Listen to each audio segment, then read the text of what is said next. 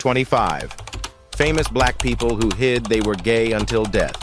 Then and now, 2025.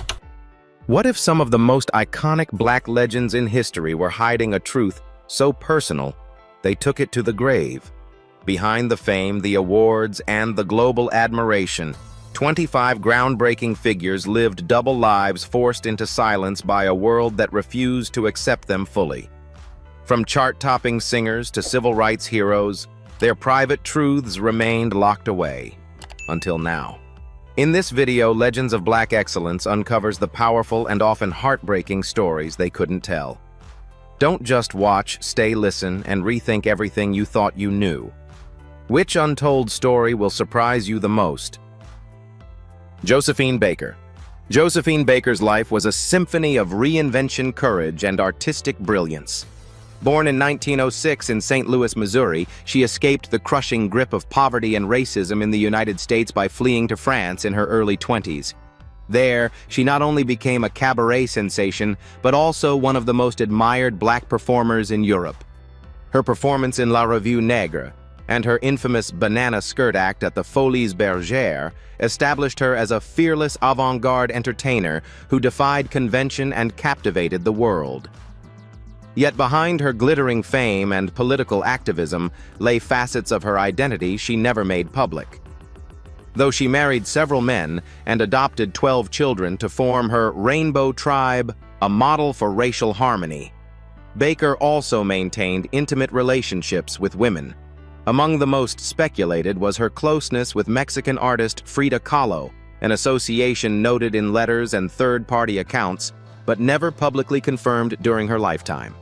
In an era when same-sex relationships could end a career, especially for someone who became a symbol of femininity and sensuality, Baker kept these personal connections carefully veiled.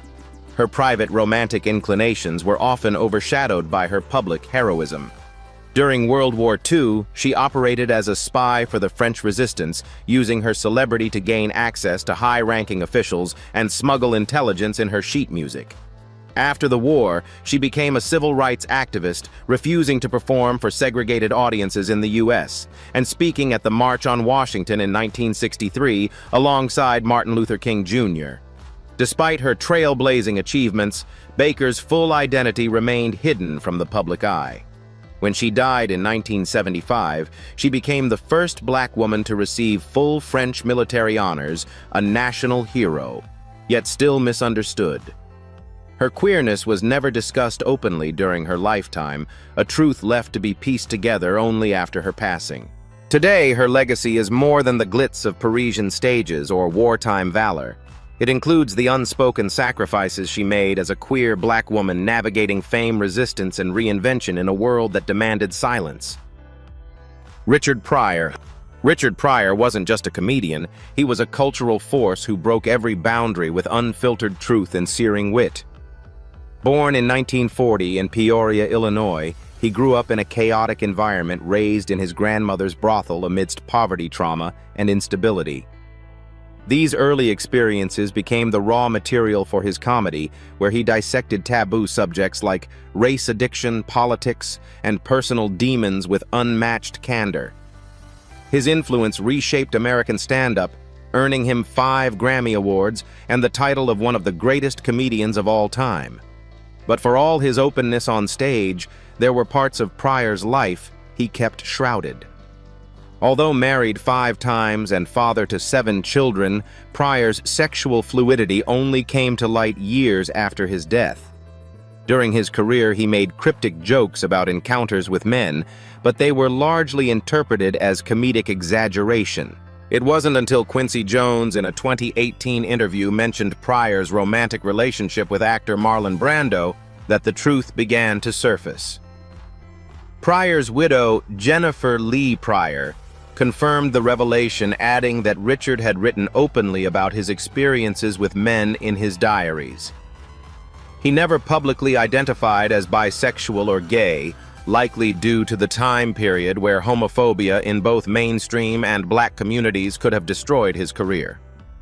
Still, Pryor managed to challenge the boundaries of masculinity through his vulnerability and willingness to address topics few dared touch.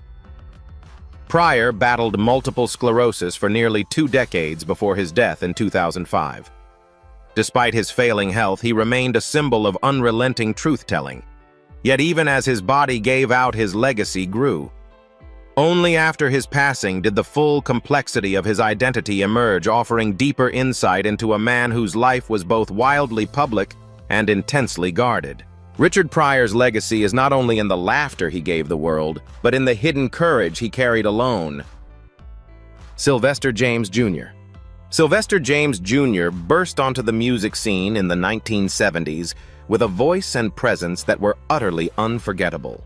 Born in Los Angeles in 1947, he started singing in Pentecostal church choirs, but his flamboyance and gender nonconformity clashed with the religious world he grew up in.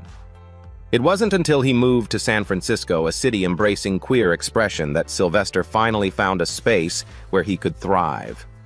With a soaring falsetto and magnetic energy, Sylvester became an icon of the disco era. His 1978 smash hit, "You Make Me Feel Mighty Real," wasn't just a song, it was a liberation anthem. He embodied and celebrated queer identity at a time when most black artists were pressured to conform to rigid heteronormative standards. While many concealed their sexuality, Sylvester was defiantly open. He wore glittering gowns, makeup, and high heels on stage, challenging norms and redefining what it meant to be a black male performer. Despite his openness, Sylvester remained private about his romantic relationships. He often expressed tension between his religious upbringing and his queer identity, creating a quiet internal conflict that never fully resolved. He refused to hide, but also kept some parts of his heart locked away from the public gaze. As the AIDS crisis ravaged the LGBTQ+ community in the 1980s, Sylvester became one of its most outspoken voices. Diagnosed with HIV, he used his platform to advocate for awareness and compassion. Even as his health declined, he performed until he physically couldn't anymore. Sylvester passed away in 1988 at just 41 years old. At his request, his funeral was held at the Love Center Church in Oakland, and he left instructions for the congregation to rejoice, not mourn. His legacy remains in every high note, in every unapologetic strut, and in every queer artist of color who dares to be seen. Luther Vandross. Luther Vandross possessed one of the most recognizable and emotive voices in R&B history. Born in New York City in 1951, he rose to prominence in the early 1980s with soulful ballads like "Never Too Much" and "Here and Now," capturing the hearts of millions.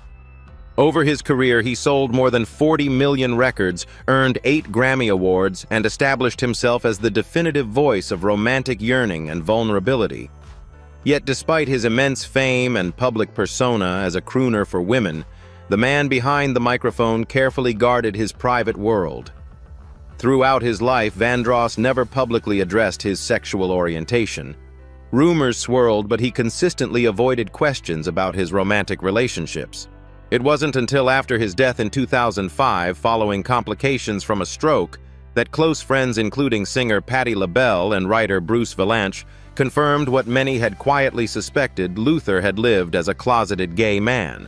According to those closest to him, Vandross feared that coming out would alienate his loyal female fan base and bring personal distress to his deeply religious mother.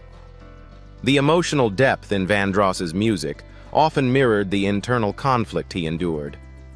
His lyrics spoke of unrequited love, longing, and lost sentiments that carried more weight when viewed through the lens of a man unable to openly express his truth. Despite his private pain, he remained a consummate professional and perfectionist, known for meticulous production and heartfelt delivery. Though he never publicly embraced his identity, Luther Vandross left behind a legacy that resonated across generations. His story is one of restraint in the face of judgment, of artistry born from emotional complexity, and of a man whose voice gave comfort to millions, even as he denied himself the comfort of being fully seen. In retrospect, his silence speaks volumes, deepening the legacy of a man who gave so much of his heart while hiding parts of it away. James Baldwin. James Baldwin was more than a writer. He was a moral witness to the struggles of race, sexuality, and identity in 20th century America. Born in Harlem in 1924, Baldwin grew up in a strict religious household and initially sought refuge in the church before turning to literature. He became a celebrated novelist, essayist, and activist whose words peeled back layers of oppression with uncompromising clarity. Works like Go Tell It on the Mountain, The Fire Next Time, and Giovanni's Room remain powerful meditations on alienation, love, and human dignity. Though Baldwin's fiction and essays often addressed themes of homosexuality, he rarely discussed his own orientation publicly. Giovanni's Room, 1956, one of the earliest mainstream novels to explore same-sex love with tenderness and tragedy, was considered groundbreaking, but Baldwin was warned it might ruin his literary career. Nonetheless, he refused to censor himself, choosing honesty over acceptance, even if he remained guarded about his personal experiences. In private, Baldwin was openly gay and had relationships with men throughout his life. Yet he resisted simple labels, often emphasizing the complexity of identity in a society that sought to reduce people to categories. He lived much of his adult life in France, where he found more freedom to express himself without the crushing weight of American racial and sexual prejudice. Still, he remained deeply connected to the civil rights movement, aligning with figures like Malcolm X, Martin Luther King Jr., and Medgar Evers. Baldwin passed away in 1987, leaving behind a legacy that is both literary and revolutionary. Though he never officially came out, his work boldly carved space for Black queer existence in literature and public discourse. He showed that one's truth could be spoken not just in declarations, but in stories, essays, and ideas that outlast silence. In his life and death, Baldwin embodied resistance not only against racism, but also against the erasure of queer Black voices. Billie Holiday. Billie Holiday, born Eleanora Fagan in 1915, is remembered as one of the most haunting and emotionally evocative vocalists in American music history.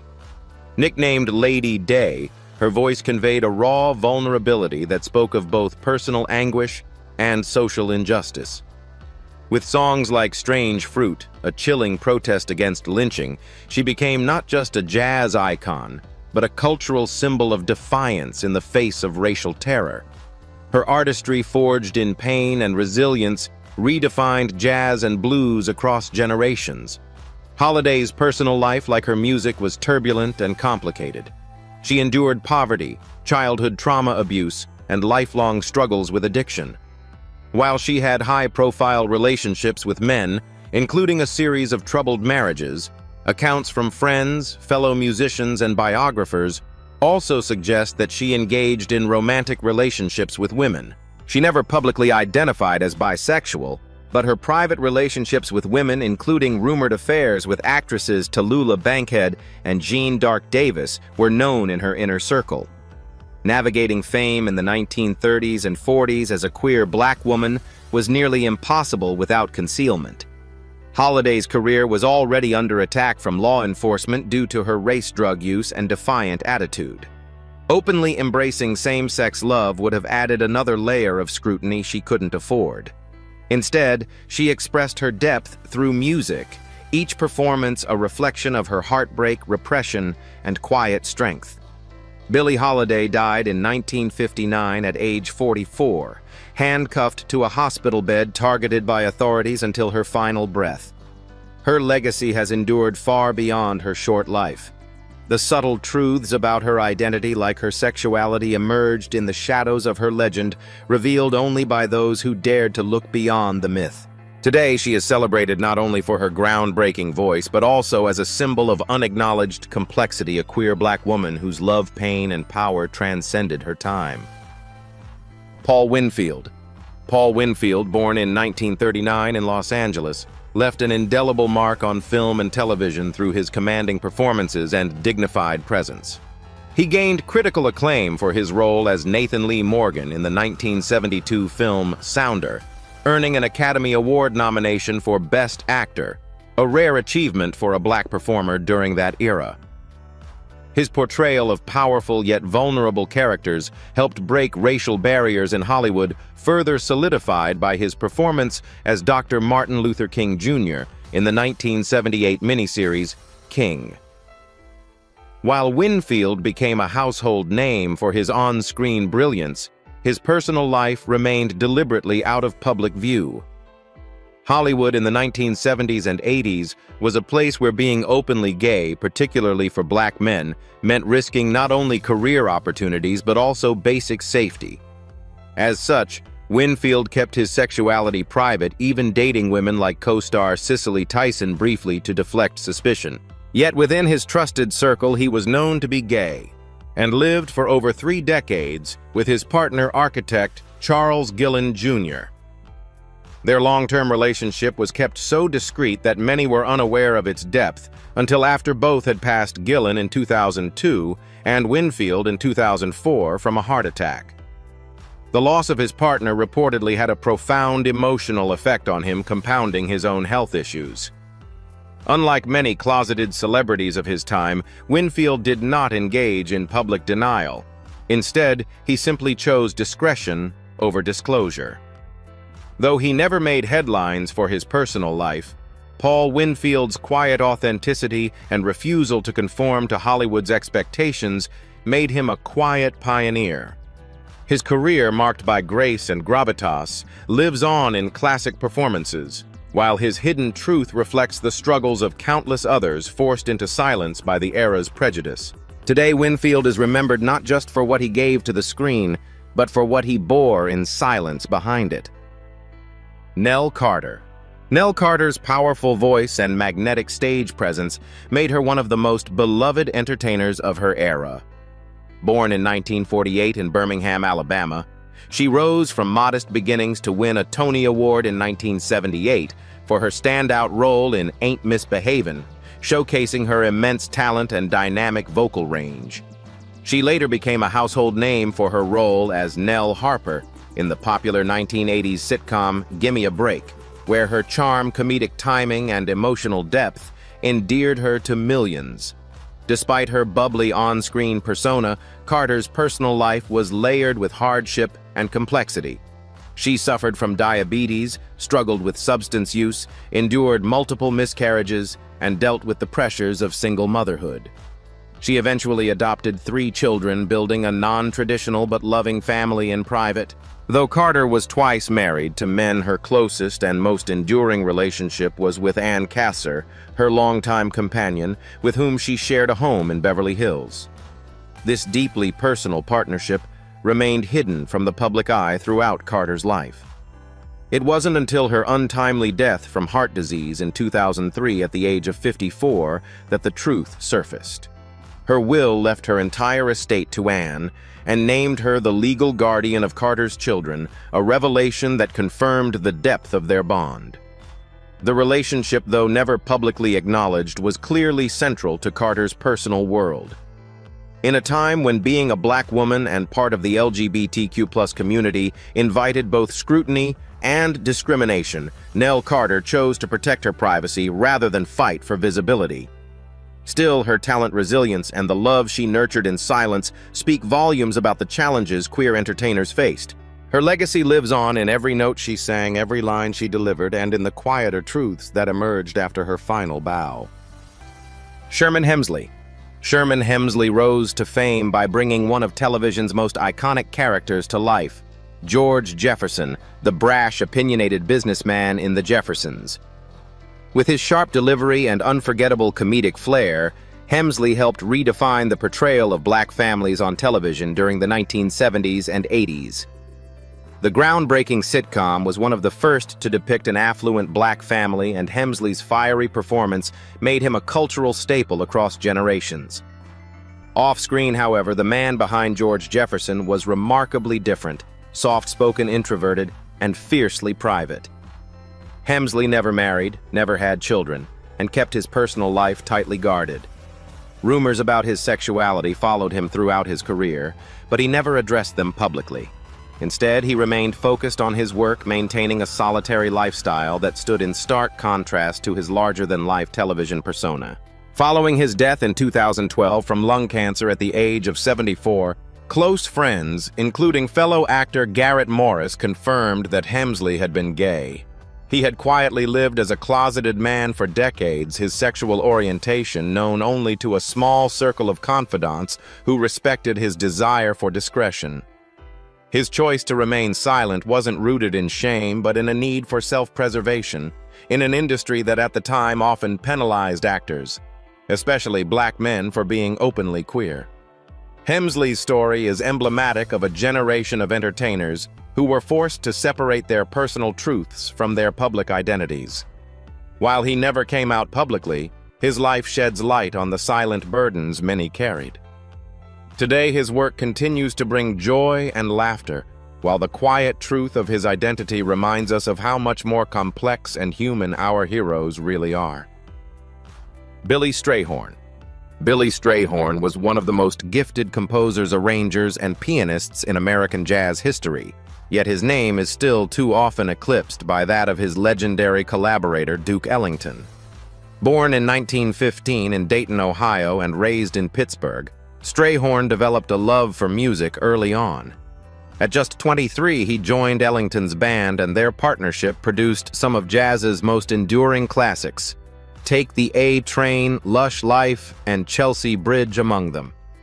Though Ellington was the public face, Strayhorn was the creative architect behind much of the band's musical innovation. What set Strayhorn apart wasn't just his genius, it was his quiet refusal to hide. At a time when being black and gay in America was a dangerous intersection of identities, Strayhorn chose to live authentically, though not loudly. He did not publicly declare his sexuality in interviews or on stage, but those closest to him knew the truth. Within the relatively progressive jazz community, his relationships with men were understood and respected, even if never openly discussed. Strayhorn used his art as both shield and revelation. His compositions often carried emotional depth and nuance that reflected the internal complexities of a man living between worlds. In his private life, he was known to be warm, witty, and deeply principled, supporting civil rights causes and often donating earnings anonymously. Strayhorn died in 1967 at the age of 51 from esophageal cancer.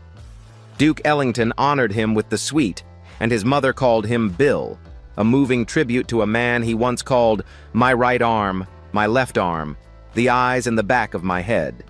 Though Strayhorn never sought the limelight, his influence reshaped the sound of American music. Today, he is remembered not just as Ellington's secret weapon, but as a quiet pioneer who lived with grace and integrity in a world that rarely made space for men like him. Whitney Houston. Whitney Houston was a generational talent, a 6-time Grammy Award winner whose voice transcended genre, race, and era. Born in Newark, New Jersey in 1963, she became one of the best-selling recording artists of all time with over 200 million albums sold globally. Her hits like I Will Always Love You and Greatest Love of All cemented her place in pop music royalty. But while her vocal range and radiant image dominated the public stage, a hidden aspect of her life remained sealed behind closed doors until after her death. Throughout her career, Houston was closely associated with Robin Crawford, her childhood friend and longtime confidant. Their bond sparked decades of speculation, with whispers in the tabloids often dismissed or silenced. Whitney's image, shaped by both the music industry and her devout religious upbringing, left little room for queerness. She married singer Bobby Brown in 1992, a turbulent relationship that only deepened public scrutiny. In 2019, Crawford confirmed in her memoir, A Song for You, that their relationship had once been romantic. According to Robin, Whitney ended the physical side of their bond in the early 1980s to protect her career and appease her religious family, including her mother, Cissy Houston, who reportedly disapproved of homosexuality. Still, Robin remained by Whitney's side for years as her creative director and emotional anchor. Behind the scenes, Houston struggled with addiction fame and the pressure of maintaining a public image that was never entirely her own. Her 2012 death by accidental drowning, linked to heart disease and cocaine use, shocked the world. In its aftermath, truths long buried began to surface. Today, Whitney Houston is remembered not only for her incomparable talent, but also for the silence she carried. Her story reflects the harsh expectations placed on queer black women in the public eye. In acknowledging the love she couldn't name aloud, the world now sees Whitney in fuller color, not just as a star, but as a human being who longed to be free. Octavia Estelle Butler. Octavia Estelle Butler revolutionized the world of science fiction not through spectacle, but by embedding the genre with soul justice and quiet rebellion. Born in 1947 in Pasadena, California, Butler was a painfully shy child raised by her widowed mother, a domestic worker. Against the odds and in a genre dominated by white male voices, she carved out a legacy as the first black woman to gain international acclaim in speculative fiction. Her groundbreaking novels Kindred Parable of the Sower and Dawn, among others, blended dystopia, Afrocentric philosophy, and deeply human characters. Butler's work consistently explored themes of alienation, power, and transformation, resonating especially with readers on the margins. Though she never publicly identified as part of the LGBTQ+ community, those close to her noted that she may have lived as a lesbian. Unlike her more outspoken contemporaries, Butler remained intensely private. She never married, had no known romantic partnerships in the public sphere, and left behind no explicit declarations about her sexual orientation. Yet her characters often reflected queer subtexts, outsiders struggling with identity, gender fluidity, and emotional vulnerability. Critics and scholars have long interpreted her fiction as a coded articulation of black queer existence, written during a time when such openness could jeopardize both safety and success. Butler also questioned societal norms around reproduction, family, and sexuality, pushing the boundaries of what speculative fiction could be. She passed away unexpectedly in 2006 from a stroke at age 58. Though quiet in life, her impact has only grown posthumously.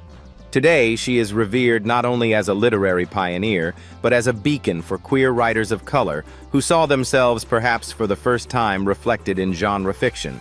Octavia Butler challenged the world not by standing at the podium, but by writing stories that made readers rethink the world and their place in it, stories born from a mind both brilliant and beautifully complex. Phyllis Hyman. Phyllis Hyman's voice was velvet wrapped in ache, rich, resonant, and filled with emotional precision. Born in 1949 in Philadelphia, she became a towering figure in R&B and jazz during the 1970s and 1980s, best known for songs like You Know How to Love Me, Old Friend, and Living All Alone.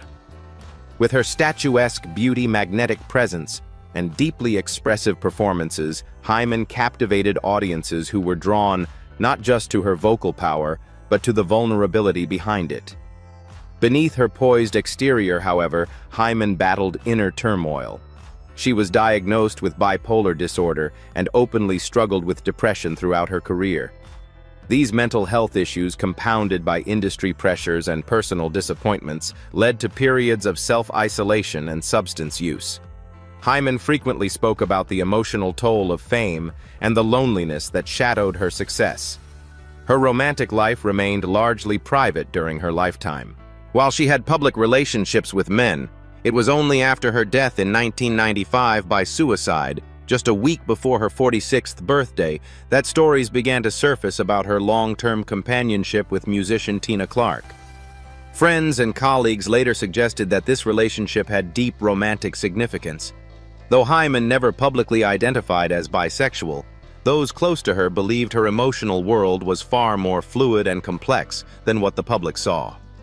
In her lyrics, Hyman often channeled the longing and pain she carried inside. Songs about loneliness, unfulfilled desire, and silent suffering now take on a different light when viewed through the lens of her concealed identity. She didn't just sing love songs, she embodied them, especially the ones about the kinds of love that could never be fully claimed. Phyllis Hyman's legacy is one of beauty, pain, and unrealized freedom. Her music remains timeless not only for its vocal brilliance, but for the secrets it carried, the echoes of a woman whose love in all its forms lived most fully in her songs. Ma Rainey.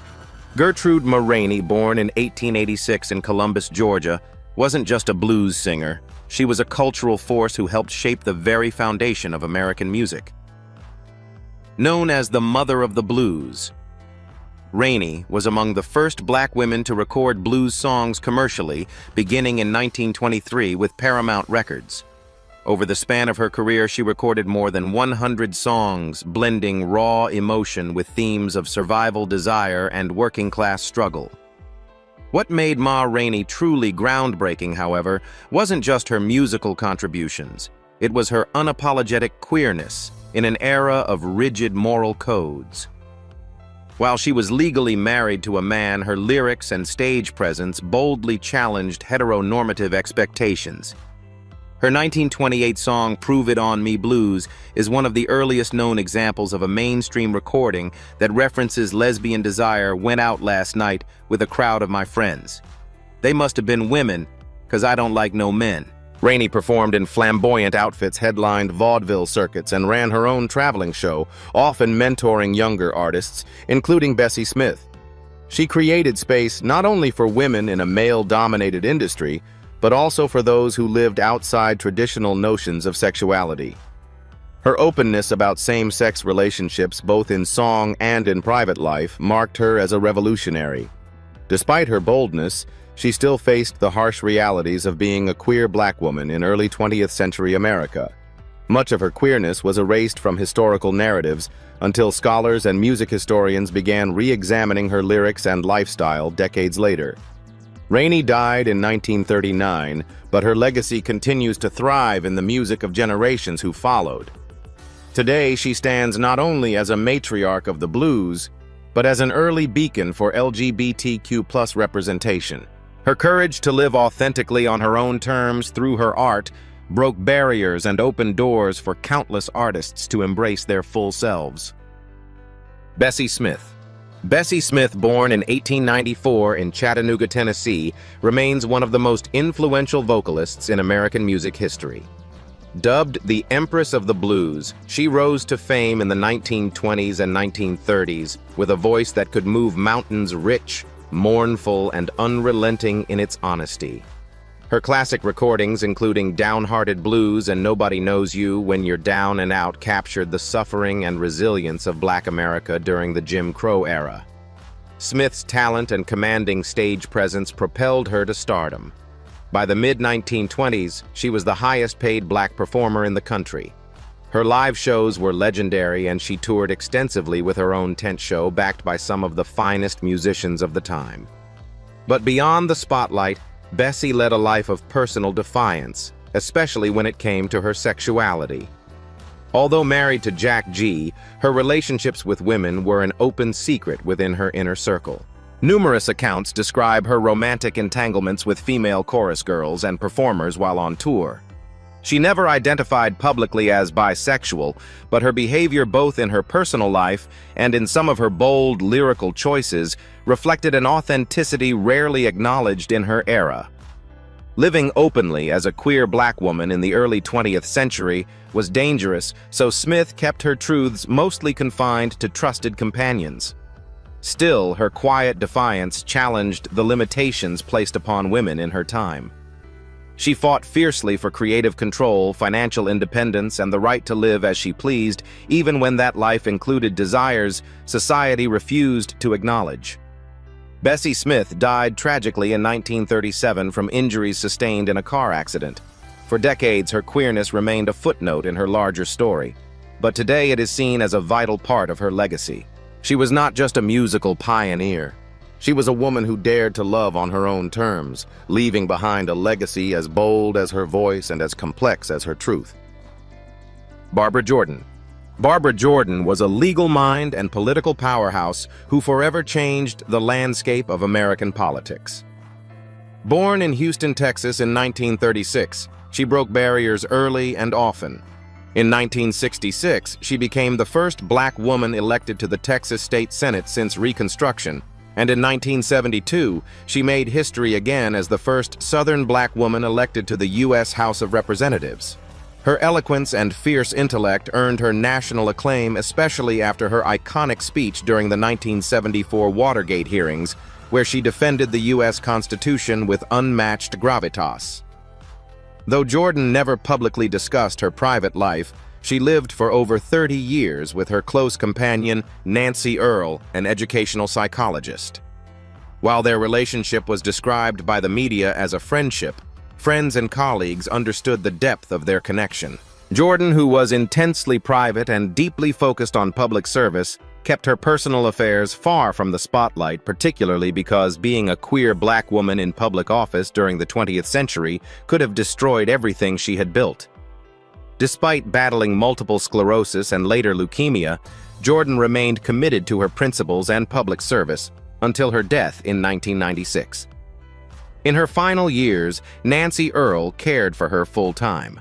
While never openly labeled as a lesbian, Jordan's life and long-term partnership reflect the silent compromises many queer women of her era made to protect their careers.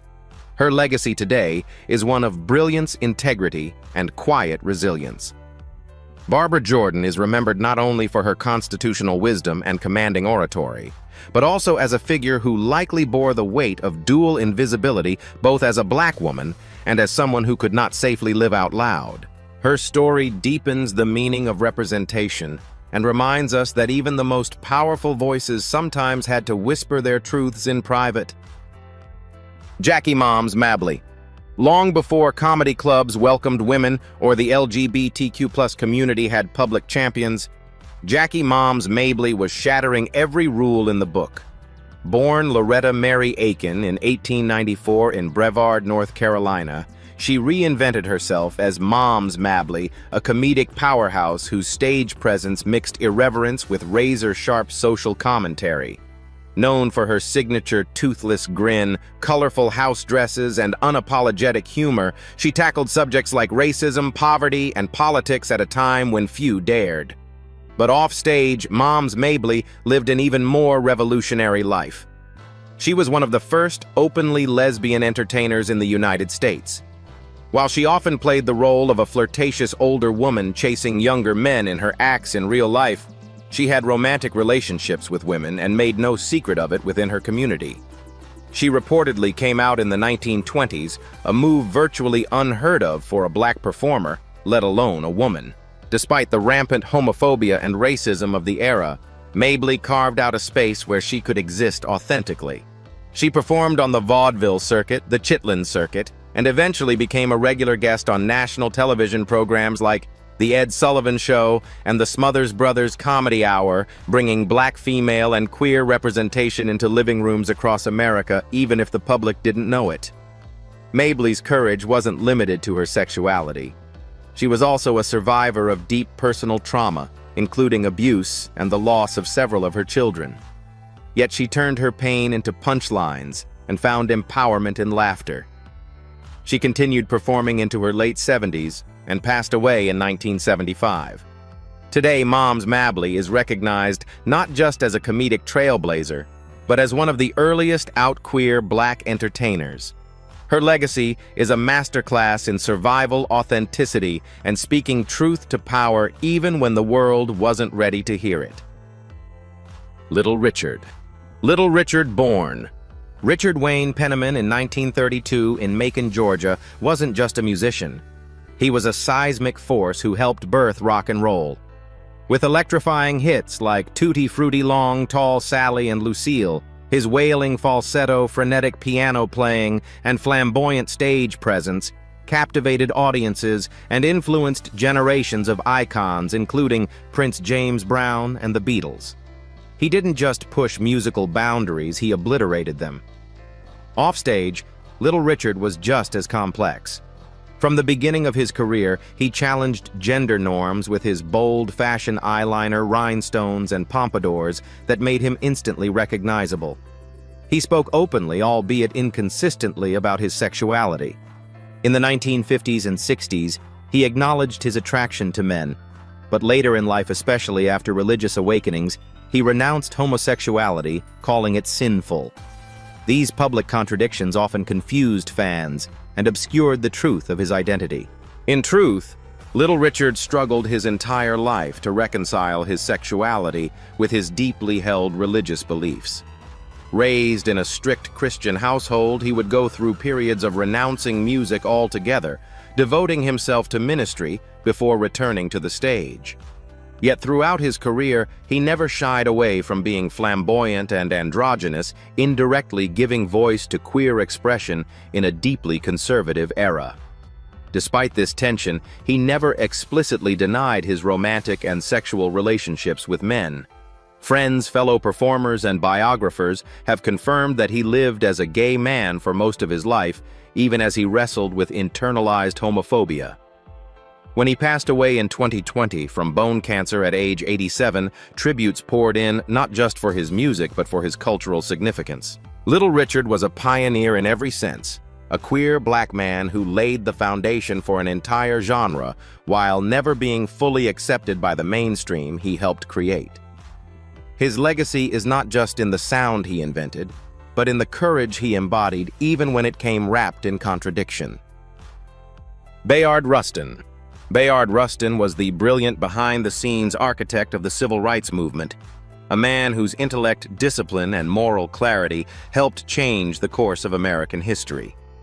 Born in 1912 in West Chester, Pennsylvania, Rustin was a staunch pacifist, a gifted organizer, and a visionary thinker. He's best remembered as the chief organizer of the 1963 March on Washington, where Dr. Martin Luther King Jr. delivered his iconic "I Have a Dream" speech, an event that required extraordinary coordination strategy and diplomacy. Yet Rustin's name remained largely absent from public recognition for decades. Why? Because he was openly gay at a time when being both black and queer rendered someone politically radioactive. Arrested in 1953 on morals charges for consensual sex with another man, Rustin's sexuality was used repeatedly by both segregationists and even allies to discredit him. He was pushed into the background by civil rights leaders who feared his identity would damage the movement's public image. Still, Rustin refused to hide. He lived openly with his longtime partner Walter Nagel and never compromised his beliefs, whether fighting for labor rights, racial equality, or international peace. His radical honesty cost him visibility during his lifetime, but it never shook his commitment to justice. After decades of being sidelined, Rustin finally received posthumous honors, including the Presidential Medal of Freedom in 2013, awarded by President Barack Obama. Bayard Rustin died in 1987, but his legacy has only grown more luminous with time. He was a master organizer, a prophetic voice, and a man who lived authentically in the face of rejection. In a movement defined by dreams, Rustin embodied one of the most difficult, the dream of being fully seen, not just for his work, but for who he was. Today, he is remembered not just as a tactician of civil rights, but as a pioneer of queer black visibility and integrity. At Legends of Black Excellence, our goal is to honor the full truth of these trailblazers, not just their fame, but their humanity. Acknowledging their sexuality is not about sensationalism. It's about restoring erased identities and giving voice to stories long silenced. These individuals shaped culture while carrying burdens they couldn't share publicly. Recognizing their queerness does not diminish their greatness, it completes it. If we truly celebrate their excellence, we must embrace all of who they were. Let's move beyond discomfort and into deeper understanding. History isn't rewritten by truth, it's completed by it. What part of their legacy speaks to you most?